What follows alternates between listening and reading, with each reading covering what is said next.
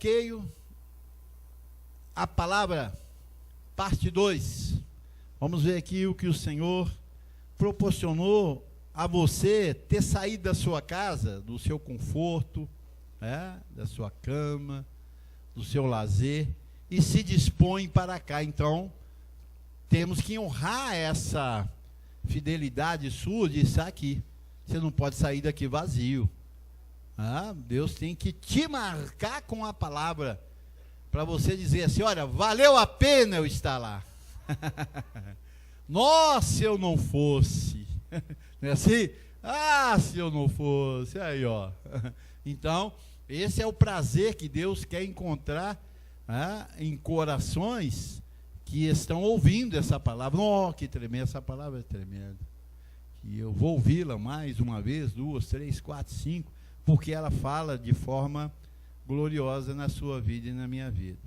E está baseado o texto aqui, lá de Lucas, Lucas, o historiador, Lucas 4, e hoje nós vamos estender ela de 1 ao 11, para nós vermos a habilidade de Jesus de Nazaré, que foi um véu tremendo de Deus na terra, em que, se você não conhecê-lo bem, você mistura ele com a segunda atuação dele, que é o Cristo, e aí embola, você não sabe extrair nem de Jesus de Nazaré o que é bom, e nem do Cristo o que é bom, que estava na vida de Jesus de Nazaré. Assim é, pessoal?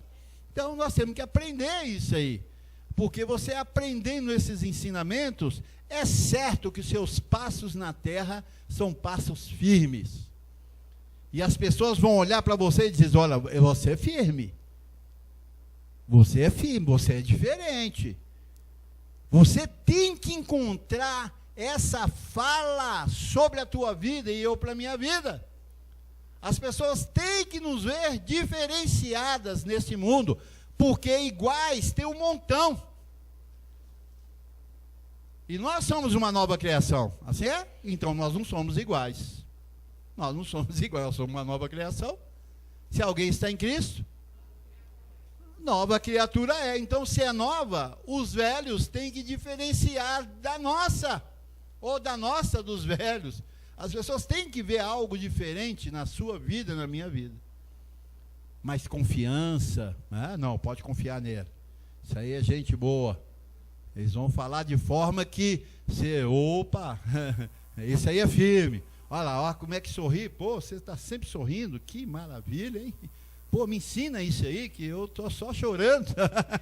Ultimamente estou só chorando. Então você passa a ser o que? Um modelo para as pessoas. Você recebe assim, pessoal? Então assim é a palavra, e ela que gera isso na minha vida e na sua vida. Porque nós saímos pessoas na Bíblia que foram modelos para nós. Até uma etapa, para depois você pega outro modelo, na outra etapa, e assim caminharmos de forma com sucesso e não insucesso, assim é?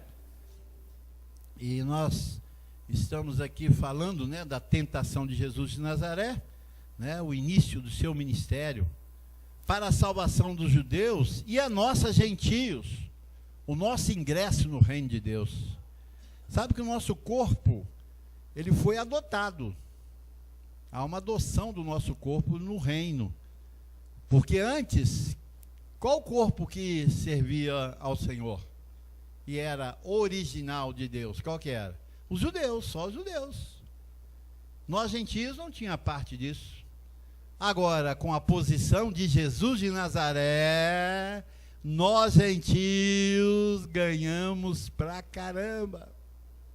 Nós fomos privilegiados com a vinda de Jesus de Nazaré.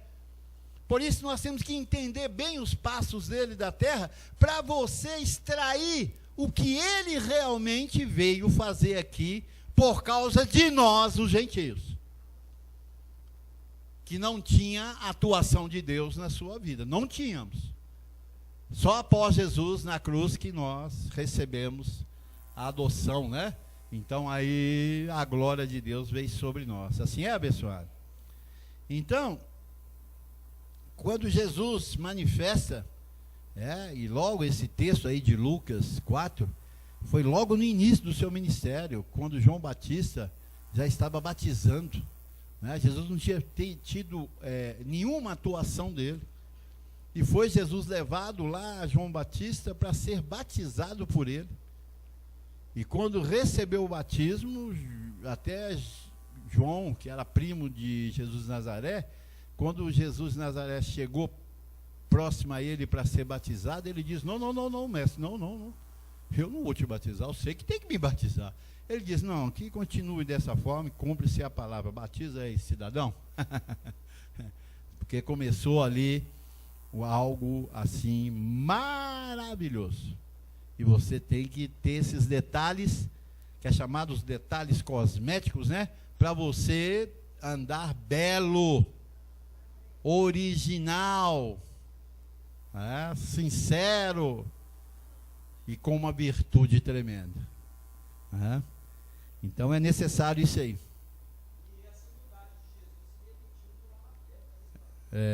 Também. Mas vamos lá. Então aí em Lucas 4, aqui deu início ao cumprimento da lei com a sua morte, porque o mais bonito é isso, é você saber que na vinda de Jesus de Nazaré, o que ia acontecer? A lei seria cumprida, e ao cumprir a lei, eu e você, como gentio, adentraríamos nesse reino, para gozar do melhor dele, como estamos fazendo aqui agora. Assim é? Então, o início do ministério de Jesus veio no cumprimento da lei, para que eu e você vivesse uma vida gloriosa diante de Deus. Então, aqui em Lucas 4, 1 ao 8, a 11, ele diz: Jesus, cheio do Espírito Santo, voltou do Jordão e foi guiado pelo mesmo Espírito no deserto. Então ele já estava cheio, né, de Deus. Durante 40 dias, sendo tentado pelo diabo. Nada comeu naqueles dias, ao fim dos quais teve fome. Quando nós falamos, Jesus levado pelo Espírito Santo ao deserto, para o quê? Ser enfraquecido. Deus gosta de enfraquecer a gente. Sabia disso? Ele gosta. Ele gosta de enfraquecer. Ele não gosta de ver você.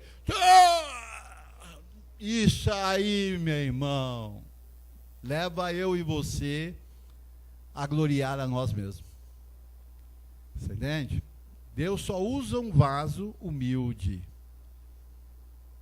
altamente dependente dele. Ele diz: sem mim, nada. O que é nada?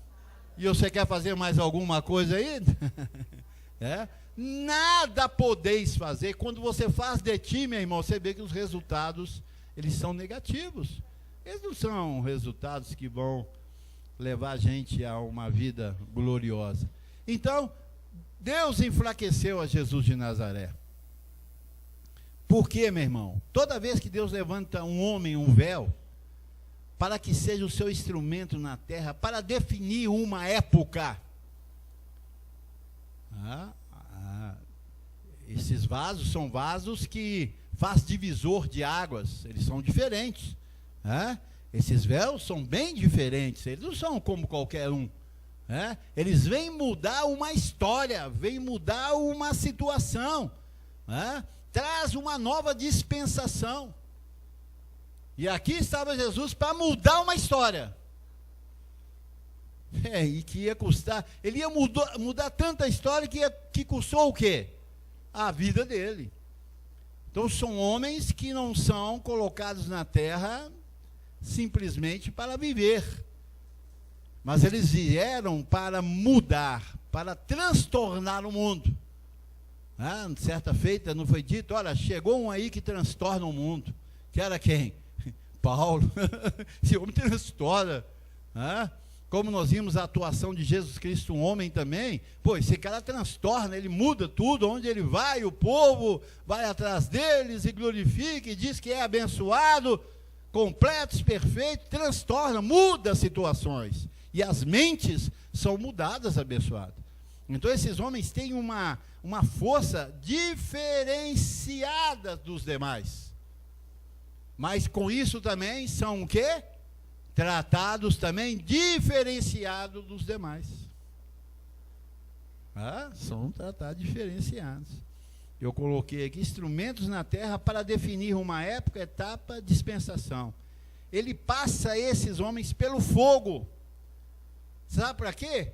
Para manter a originalidade. Os vasos de Deus têm que ter originalidade. E nós vimos aqui Deus fazendo com Jesus de Nazaré. Levando ele... quando orar, saía sangue nos poros dele. E sabe o que é isso, abençoado? Uau! Por isso nós temos que conhecer bem essa etapa de Jesus de Nazaré, para nós aprendermos e começar a valorizar o que você está que colocaram você. Aonde te puseram. Não é coisa de brincadeira de religião, não, é algo que vai transtornar o mundo. Assim é? Então seremos diferenciados de todos. Então ele passa pelo fogo para manter a originalidade. E aqui em 1 Coríntios 10, 3, vamos lá, Tiago. 10 não, 3, 10, ao contrário, né? Paulo vem trazendo isso aí de uma forma tão bonita para os nossos dias. Ele vem dizendo aqui, olha, segundo a graça de Deus que me foi dada, lancei o fundamento como prudente construtor, e outro edifica sobre ele, porém cada um veja como sobre edifica. Porque ninguém pode lançar outro fundamento além do que foi posto, o qual é quem? Jesus Cristo. Então Jesus, ele veio para ser o quê? Fundamento. Aonde vai se construir um grande prédio, precisa de ter o quê? Um fundamento bom, sólido, resistente. Não pode ser qualquer coisa. Precisa de ser bem robusto aquele fundamento ali, porque senão o prédio pode rachar, né? Contudo, se alguém edifica sobre o fundamento, é ouro, prata, pedra preciosa, madeira, feno, palha, manifesta se tornará a obra de cada um, pois o dia a demonstrará, porque está sendo revelada pelo quê? Fogo. E qual seja a obra de cada um, o próprio fogo o provará. Então Deus gosta de manter a gente num foguinho, numa fornalhazinha. Por quê? Porque você e eu temos que andar diferenciado. Você vê que quando Jesus de Nazaré se manifestou, nos seus 30 anos, já como ministério, ele começou a ser visto diferente no meio da onde ele vivia. Olha que coisa rica. Você e eu somos vistos diferente? As pessoas te veem diferente? Olha, porque coisas que você faz, eles não fazem. Então as pessoas começam a admirar a atuação daquele vaso, daquele véu que está ali se manifestando. Então, o ministro de Deus tem que ser aprovado para levar a obra de Deus avante, não desanimando nunca. Então, quem é um ministro não pode desanimar. Se Deus te confiou aquilo, você tem convicção, você tem que caminhar, não importa o que possa acontecer, o que vier, você tem que manter firme. E nós vimos aqui o trabalho, volta lá primeiro, lá em Lucas, Tiago. Nós vamos ver algo aqui tremendo, que diante das provações desses ministros, desses homens que fazem divisores de água, a tentação, ela tenta tirar você da sua identidade. Então, quando aqui no versículo 2 falava o Senhor, ele diz: durante 40 dias, sendo tentado pelo diabo, não comeu naqueles dias, a fim dos quais teve fome. Olha, 40 dias, fica 40 dias sem comer. Quem consegue aí?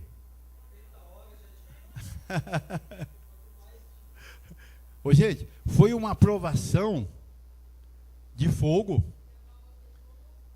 A pessoa ela começa a delirar, ué. Começa a delirar. Se não morrer, delira. Um local totalmente despreparado para aquilo, que é o deserto, né? O sol escaldante aí. Tudo. O seu corpo sente ruim todo, dor de cabeça, náusea, a glicose abaixa, a pressão aumenta, abaixa. O seu corpo entra em destempere. A visão fica ofuscada. Olha, quando você está passando por tribulações, olha aqui, abençoado, você tem que saber disso. Eu imagino que tinha a noite que Jesus não dormia. Não é verdade? Porque ele estava na carne, então ele sentiu o impacto daquela provação. Muitas vezes manifesta coisas que não é doença. Por causa da pressão que o seu corpo está recebendo. Não é doença, é a pressão do corpo. A pressão do corpo destempera tudo. Dá dor de barriga. Não dá dor de barriga. Dá diarreia, cara. As pernas balançam. Dá dor de cabeça, dor de ouvido, dor de garganta. Parece coisa que você nem imagina. Pra caramba, que é isso? Lógico que você vai buscar os recursos da terra para poder amenizar aquilo ali. Só que Jesus não tinha recursos da terra, não. Ele estava no deserto, lá não tinha Santa Casa, não havia São Lucas lá, não havia nada de hospitais lá para poder solucionar o problema dele. Por quê? Ele era um homem que estava sendo formado para ser divisor de água na terra. E Deus precisava de encontrar ainda em Jesus o quê? Fraqueza na carne. Paulo não diz? Quando eu sou fraco, aí que eu sou forte. Mas me gloriarei aonde? Nas minhas fraquezas. E nós vimos aqui 40 dias tremendo. E quando chega esse momento, o auge da sua tentação, ou da sua tribulação, é sempre enviado alguma coisa para nos incomodar, como se não bastasse 40 dias e 40 noites no deserto, veio ainda um diabinho para poder infernizar a vida de Jesus, para cutucar ele com vara curta ainda, para provar a sua vida e ser aprovado como o Cristo, o Salvador, o Salvador do mundo. Disse-lhe então o diabo, vendo ele fraco, porque é nesse momento que é a dureza. É nesse momento que você vai ou ouvir Deus ou ouvir a tua carne, que são o quê? As necessidades do mundo. Olha, você tem que saber disso. Se você está sendo levado a uma leve e momentânea tribulação, se você não tiver esses endereços que eu estou te dando aqui, você perde tempo. E quando você sabe que foi Deus, porque fala lá, olha, Jesus, cheio do Espírito Santo, voltou ao Jordão e foi guiado pelo mesmo Espírito, no deserto.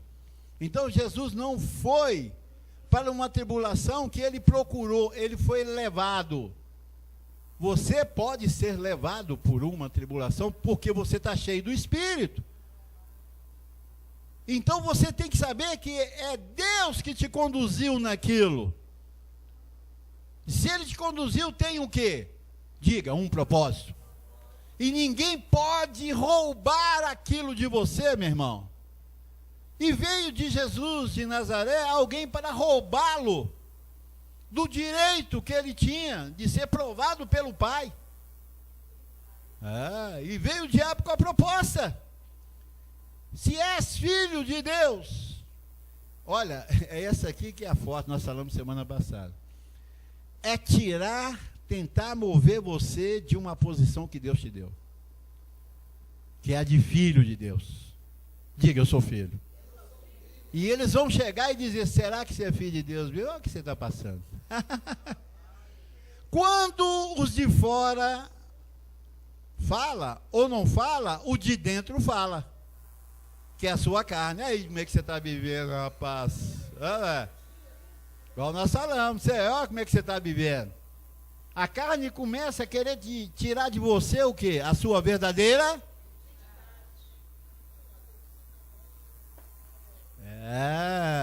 Começa a roubar de você a verdadeira identidade. Porque a tribulação que nós estamos passando aqui, abençoado, é para gerar um povo muito forte. E para isso precisa de Deus nos encontrar fraco, para que nós não gloriemos na nossa carne, mas gloriemos no Senhor. Se alguém gloria-se no... Foi Paulo que falou isso, diante da fraqueza que ele estava vivendo. Então a fraqueza para nós ela é boa. Viu, abençoado? Diga, ela é boa. Fraqueza é boa, ela não é ruim não. Então no versículo, ele diz, né, manda que essas pedras se transformem em pão. Quer dizer, usar de uma autoridade que Jesus tinha fora da hora. Não tinha que usar. Ele podia fazer isso? Lógico. Mas ele falou, não está na hora ainda. Aí no 4 ele diz, mas Jesus lhes respondeu, está escrito, não só do pão viverá o homem. E elevando-os, mostrou-lhe no momento todos os reinos do mundo. E disse-lhe o diabo, dar-te-ei toda essa autoridade e a glória destes reinos, porque ele me foi entregue e eu a dou a quem eu quiser. Mentiroso, né? Mas o cara está fraco. Recebe propostas. Portanto, se prostrado me adores, tudo será teu. Toda será tua. Mas Jesus lhe respondeu, está escrito, ao Senhor teu Deus adorarás e só a Ele darás culto. Então, Jesus tinha o quê? A mente cheia da palavra. E ele usou segundo a lei, porque ele vivia debaixo da lei. Assim é? Então ele levou a Jerusalém e o colocou sobre um pináculo no templo e disse, se és filho de Deus, olha novamente, colocando em dúvida a filiação. Olha, abençoado, isso é sério. Isso é sério. Se você não for firme, a sua filiação, você vai julgar ela pelo esgoto. E vai aceitar as propostas do mundo. E depois se enrolá-la e não tem como voltar mais. Como eu vejo alguns, não tem como voltar mais. Já está tão enrolado que não tem como voltar mais. Por quê? Na tribulação não soube fazer a aplicação correta. Olha aqui. Então o levou a Jerusalém e o colocou sobre o pináculo do templo. Ele disse, se és filho de Deus, atira-te daqui abaixo. Por quê? Está escrito. Jesus, como estava usando muita palavra, aí vieram com uma palavra destoando o tempo, a época que Jesus estava vivendo, ele, descontextualizando aquilo, ele diz, porque está escrito, aos seus anjos ordenará a teu respeito que te guardem. Então, se a pessoa está com a mente vacilante, ela precipita em agir. Como a gente vê os nossos irmãos que passam também por essas tribulações e por não conhecer bem isso, para onde eles vão? Para os mercenários, lá para poder resolver a tribulação deles, sendo que a tribulação deles, quem resolve foi quem os colocou, o próprio Deus. E que se a pessoa não entender, ela vai vazar e vai perder, como se diz, a bênção de Deus. Vai perder a direção do Senhor se ela não conseguir manter firme. Mas não é fácil. Bom, a palavra diz que Deus não coloca carga além do que nós podemos suportar. Ele não dá tentação além da vossa força, Ele não permite. Então eu tenho uma palavra que equilibra e eu tenho que segurar para ver a glória de Deus, que uma vez vista, você diz, opa, então agora descortina tudo para mim. Não é isso? E ele diz, e eles se sustentarão nas suas mãos para não tropeçares em alguma pedra. Respondeu-lhe Jesus, dito esta, não tentarás o Senhor teu Deus. Então quer dizer, eu posso receber proposta, mas eu digo, não é essa aqui, a resposta não é essa não. E você tem um discernimento de espírito para saber qual é a porta que está sendo aberta para você. Porque testifica no seu espírito. A gente quer tudo antecipado, não é isso? Deus deixa sempre para a meia-noite. Ele deixa tudo para meia-noite. Tudo é para meia-noite para Deus. Você fala, pô, Deus, por que você não resolve logo? Quem te colocou foi lá, eu que sei. O que fazer com isso, você não sabe. Então é necessário que você saiba o momento certo daquilo. E enquanto não acontece, o que você tem que fazer? Permaneceis, pois, firmes, inabaláveis. Inabaláveis. Essa é a posição. Encerra aí, Tiago. Não. Não, tá certo. Eles sustentarão nas suas mãos para não tropeçarem em alguma pedra. Respondeu-lhe Jesus: dito esta, não tentarás o Senhor teu Deus. Tem um versículo aí. Porque eu queria o 13 também. Mas tudo bem. Então, abençoado, nós estamos passando, todos nós, por tribulações. E é necessário essas tribulações, e nós sabemos como comportar nessas tribulações para nós experimentar o melhor de Deus para a minha vida e a sua vida. Olha o que acontece aqui.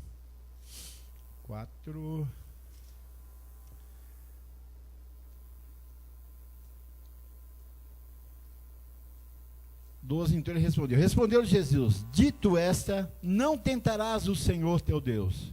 No versículo 13 ele diz: passadas que foram as tentações, de toda sorte, apartou-se dele o diabo até o momento oportuno. Eu meti foi Lucas, né? Porque era melhor. Mateus. Mateus é mais fiel, aqui, ó. Porque eu coloquei Lucas, né? Mas Mateus é muito mais completo. Por isso que o 11 que era o final do que eu queria. Então, Satanás, porque está escrito, diz Satanás: ao Senhor teu Deus adorarás e só a ele darás culto. Com isso, o diabo o deixou, e eis que vieram anjos e o serviram. Então, diante de uma tribulação que você está passando, olha, o que a gente aprende com isso aqui, ó. Não são pessoas que vão resolver seu problema. Anjos virão e vão te servir. Porque é assim que está escrito. E nós recebemos isso aqui, abençoado. Agora, é necessário que você suporte a sua tribulação até o fim, para que esses anjos venham e nos sirvam. Porque hoje, na graça, nós aprendemos um ministério angelical. E nós temos que fazer uso desse ministério angelical. Não está lá em Hebreus 1,14? Ele não diz: são todos eles espíritos ministradores, enviados a serviço daqueles que hão de herdar a salvação. Aí no 1:1 ele diz: por isso devemos apegar com mais firmeza as verdades ouvidas, para que dela não desviemos. Então você tem que estar debaixo dessa graça, ouvindo essa palavra, para nos sustentar, abençoado, para que nós não sejamos levados com propostas indecorosas àquela que Deus tem do melhor para nós, ser servido pelos anjos. Que coisa maravilhosa. E eu recebo isso. Então o ministro de Deus tem que ser aprovado para levar a obra de Deus avante. Não pode desanimar. Aqui nós vimos em 2 Coríntios 4:8, olha aqui, só para você ver a sua tribulação, segundo a ótica bíblica, debaixo da graça. Em tudo somos atribulados. Então, veja bem, a tribulação te pegou de surpresa? Não, porque ele está dizendo: em tudo somos atribulados, porém não angustiados, perplexos, porém não desanimados. O que é uma pessoa perplexa?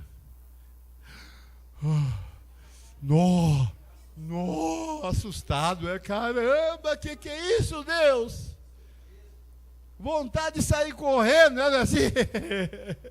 Desesperado, assim, você está perplexo, e está errado isso? Não, você está perplexo, não está errado. O tá errado é você desanimar. Aí tá errado. Se você desanimar, aí perdeu a glória. Aí perdeu. Aí não vai dar certo. Lá em 2 Timóteo 2,15, olha que coisa tremenda. 2 Timóteo 2,15. Como nós devemos ser encontrados? Procura apresentar-te a Deus aprovado. Diga, estou aprovado. Como filho de Deus. Como obreiro que não tem com que se envergonhar e que maneja bem a palavra da verdade, que é a palavra do Espírito. Diante de situações, você sabe usar a palavra. Você não retrocede. Você é aquele que sabe fazer a colocação exata para que o nome de Deus seja glorificado. Então Jesus de Nazaré foi levado pelo Espírito ao deserto para ser provado, aprovado. Era o fundamento, pedra angular da igreja para a sua edificação e sobre edificação. Se Jesus recuasse ali, meu irmão, nós não estaríamos aqui, não recebendo essa glória maravilhosa. Então nós temos que honrar Jesus de Nazaré, que realmente ele foi tremendo. Mas veja bem, ele tinha uma carne. E você acha que ele não quis esquivar daquela situação? Olha, o corpo de Jesus, durante 30 anos, acomodou numa sociedade abençoada. Vida normal. Ele estava lá, desde criancinha, brincando de bente altas, de rouba-bandeira, com os amigos, na escola, brigava. Ele estava acostumado com o mundo já, quando adolescente, as garotinhas, ele ficava, e os outros também, ia para festa, casar, ele viu o pessoal casando e dando-se casamento. Então Jesus de Nazaré, meu irmão, ele acomodou na sociedade, e esse era o plano de Deus, ele estava bem tranquilo, bem acomodado naquela sociedade judaica ali. Festas, os judeus são festivos, os dias das festas, festa de tabernáculo, festa dos ramos, festa daquilo, de outra coisa mais. Então eles dançavam, iam para as festas, tomavam vinho. Então Jesus tinha uma vida regalada. Mas um dia, pimba! Acabou Jesus. Quando foi levado à morte, o que ele diz lá no Getsemane? Pai, se possível for, passe-me esse cálice, me tira dessa situação, não aguento, porque ele diz isso, não aguento, ficar na expectativa, meu irmão, amanhã é o quê? Tem que ter esperança. Você ficar na expectativa do amanhã, ele suou até sangue, e ele sabia que estava chegando a hora de finalizar aquilo que Deus tinha proposto para ele. Você sabe que está finalizando o dia que Deus tem um propósito para ti na sua tribulação? Vai chegar uma hora que acaba. Ele diz que juntamente com a tentação, ele traz o quê? Escape. O escape é de Deus, não é seu. É de Deus, tudo vem de Deus, tudo provém de Deus. E nós que temos essa filiação comprovada, afirmada, precisamos de saber disso, meu irmão, porque senão nós antecipamos e não recebemos a glória de Deus. Então nós temos que aguentar, segura, firme. Aquele que prometeu é o quê? Fiel. Por isso nós mantemos firme o quê? A nossa confissão. E eu creio que Jesus de Nazaré ali, como obreiro aprovado, com a situação que ele estava vivendo, depois de acomodado no mundo e agora ter que dispensar tudo, tem coisas que você vai ter que dispensar na sua vida. Você sabia disso? Tem uns pesos que você vai ter que largar aí, abençoado. Porque senão você não consegue caminhar. Porque andar com peso, você quer ir para cima e fica te puxando. Não faz. Não vai fazer jus, Então ele tentou se esquivar. Mas ele diz que seja feita a sua. Ah, papai. Então a tribulação tenta tirar de nós a nossa verdadeira identidade, filhos de Deus. Coloca em dúvida, porque somos o quê? Herdeiros de Deus. Diga, eu sou herdeiro de Deus. E aqui nós vamos ver algo tremendo, que está em Romanos 8,17. Olha aqui, olha. Se Jesus antecipa a herança que estava proposto a ele, não manifestaria. Não manifestaria. Então ele diz, ora, se somos filhos, somos também o quê? Herdeiros. Herdeiros de Deus e co-herdeiros com Cristo. Se com ele sofremos, também com ele seremos o quê? Glorificados. Então é o que me consola. Eu estou em Cristo e estou sofrendo com ele. Porque ele está onde? Em nós, na mente. Então estou sofrendo com ele. Se eu sofro com ele, quer dizer, não arredo da minha posição a qual o Espírito me levou, te levou, ele diz, garante que com ele seremos também glorificados. O que é glória? Seremos destacados em glória? Papai, seremos despontados em glória, porque é o que está escrito. Se está escrito, nós cremos. Se você é filho, você está escrito, você crê. E a glória virá sobre aquele que passou pela sua leve e momentânea, firme, sem vacilar, totalmente dizendo, o Senhor é poderoso. E Ele é poderoso. E eu vou esperar totalmente nele e não nos homens. Assim é? Então a mente tem que estar cheia da palavra, abençoado. Se não estiver cheia da palavra, nós vamos escorregar. Lá em Colossenses 3,16, ele diz aí, olha, Colossenses 3,16, isso. Habite ricamente. O que é habitar? Habitar é visitar? Tem gente que recebe a visita de Deus, igual eu recebo pelo WhatsApp. Não fica na minha casa não, Deus, vai para a casa do outro, porque ele está precisando. O senhor já fez o que já fez comigo, então agora vai para o outro. Eu vou dar o endereço da casa de fulano e o senhor vai lá e visita a vida dele. Nós somos habitação, não é isso? Então ele diz, habite ricamente, não é com pobreza, é com riqueza, em vós a palavra de Cristo, que é o Evangelho da graça. A fé vem por ouvir e ouvir o Evangelho de Cristo, o Evangelho da graça de Deus. Habite ricamente em vós. No outro tradução diz, em vós toda a palavra de Cristo. E aqui é o que você está recebendo, a palavra. Aqui nós só pregamos a palavra, não fazemos outra coisa, não tem magia, não tem feitiçaria, não tem proibições, não tem nada. Aqui é só a palavra, orações, pirotecnia, né? Aqui não existe isso. Aqui há uma sinceridade, só essa, né? Então, é a palavra bem colocada que muda situações, e não orações, correr atrás de homens. Não, oração não resolve o problema, resolve a palavra. Nós vimos aí o inverso, as pessoas vão buscar o quê? Oração. Onde a sua igreja ora?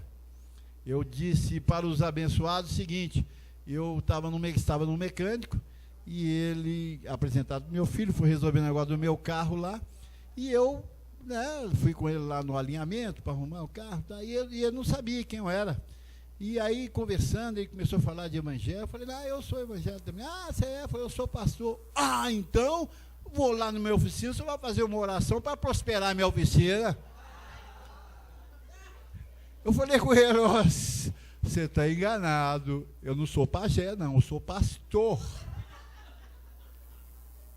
Ficou olhando para mim. Falei, eu não sou pajé, eu sou pastor. Olha, as pessoas estão atrás de que? Orações, não é isso? E não da palavra que procede da boca de Deus. Não, eles estão querendo orações, né? Vimos Jesus de Nazaré sendo servido pelos anjos e não pelos homens, porque ele usou o quê? A palavra. Quando você ouve a palavra, o anjo vem sobre você, meu irmão. Quando você recebe isso? Quando você usa a palavra, anjos vêm sobre você. Como nós vimos lá em Hebreus 1,14 e no Salmo 91, 11 e 12. Vai não, 91, 11 e 12. Ouça aqui, olha. Porque aos seus anjos dará ordens a teu respeito. Respeito de quem? Nós, os filhos. Quem não é filho, meu irmão, não entende isso. Não entende. Ele tem que ser revelado para ter essa cooperação de Deus. Para que te guardem em todos os teus caminhos. Eles te sustentarão nas suas mãos, para não tropeçar na alguma pedra. O Salmo 91 começa como? Aquele que habita no esconderijo do Altíssimo e descansa à sombra do Onipotente. Então, só quem está no esconderijo que tem a ordem dos anjos sobre ele. Quem não está, não tem, meu irmão. Só quem está habitando, você está habitando? Aquele que habita, ou você e eu somos visita. Ah, não, eu sou visita aqui. Ah, então tá bom. Visita. Bom dia, boa tarde. Vai com Deus. Visita é assim. Agora, quando você habita, aí vem a ordem. Aos teus anjos dará ordem. A teu respeito. Que Deus fala a respeito de você e de mim? Que nós somos o quê? Abençoado, perfeito, completo, enriquecido, prosperados, donos do ouro e da prata, herdeiros de Deus. Aos teus anjos dará ordem. Eles têm que saber a respeito de você muita coisa que Deus tem para multiplicar na sua vida, meu irmão. Anjos servem só para quem habita. Quem não habita, como é que ele vai ter o mesmo privilégio que eu tenho se ele não está aqui? É justiça isso? É justiça? Não é justiça. O cara não está aqui, como é que vai ser justo? Então nós não somos contra orações, e sim da forma como fazem a oração judaica, nós não aceitamos. Não é isso? Senhor, em nome de Jesus, põe Jesus no meio, visita a casa de fulano, vai no hospital tal, resolva o problema. Ó Deus, eu trouxe para o Senhor esse problema, resolva agora, Senhor. Eu trouxe problema para o Senhor, Deus para o problema é seu, não é meu não, companheiro.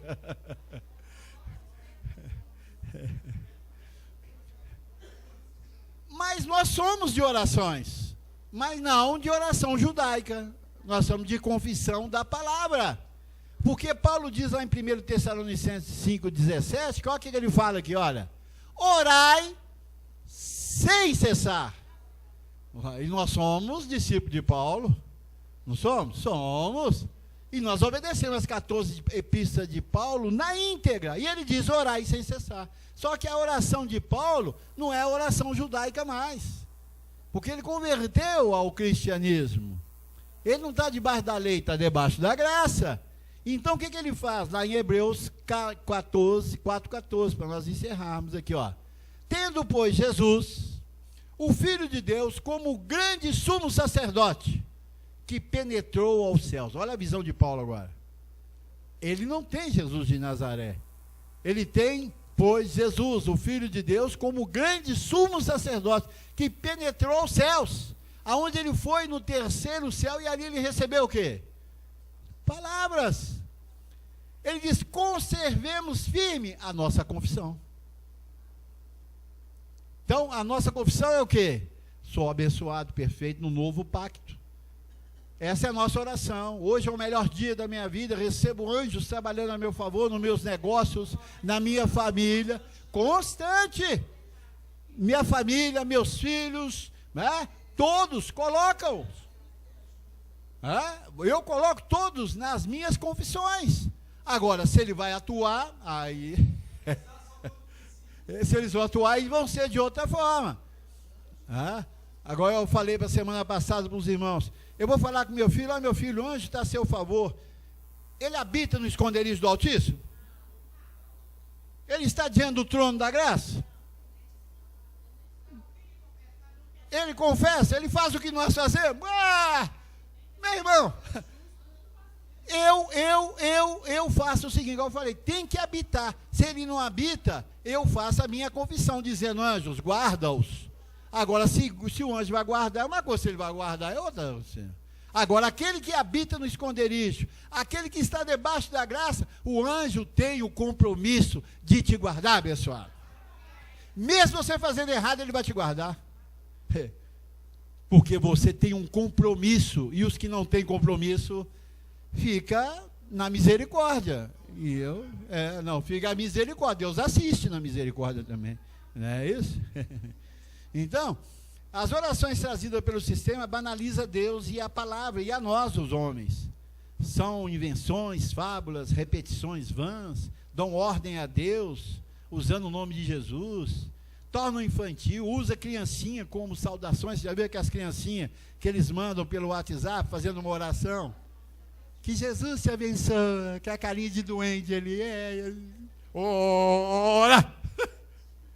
Tornam-se tais os que praticam, criança. Tornam-se tais os que praticam, criancinha. Levanta a mão, ora, né? Todo mundo, porque para dar força, criança orar para mim, meu Deus do céu. Não tem a palavra da justiça, é inexperiente na palavra da justiça, são crianças. Criancinhas. Então, abençoados, você está aqui debaixo da graça, assim é?